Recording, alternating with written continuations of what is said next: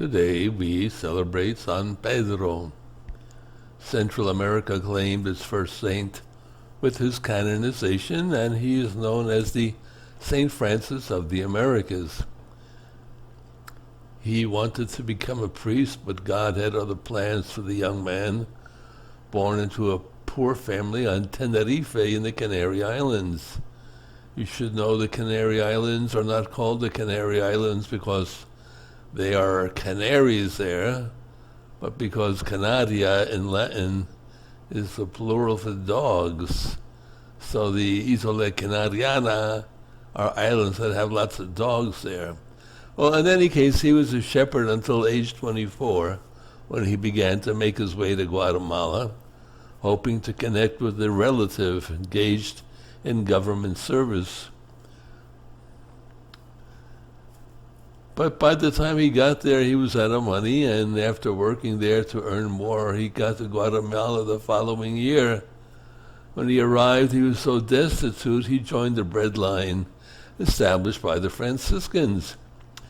Soon he enrolled in the local Jesuit college in hopes of studying for the priesthood.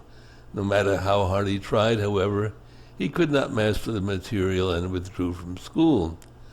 So he joined the secular Franciscans, and 3 years later, he opened a hospital for the convalescent poor and those who were homeless. He didn't want to neglect the rich of Guatemala, so he began walking through that part of town, ringing a bell and inviting them to repent. Other men came to share Pedro's work. One group came from the Bethlehemite congregation, which won papal approval after Pedro's death. He is sometimes credited with originating the Christmas Eve Posadas procession, in which people representing Mary and Joseph seek a night's lodging from their neighbors. The custom soon spread to Mexico and other Central American countries. He died in 1667, was canonized by Pope John Paul II in Guatemala in 2002, calling the new saint an outstanding example of Christian mercy. The Holy Father noted that Saint Pedro practiced mercy heroically with the lowliest and the most deprived.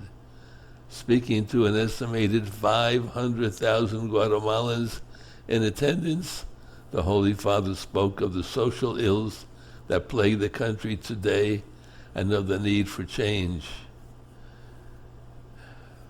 San Pedro, Saint Peter, de San Jose of Saint Joseph, Pedancourt.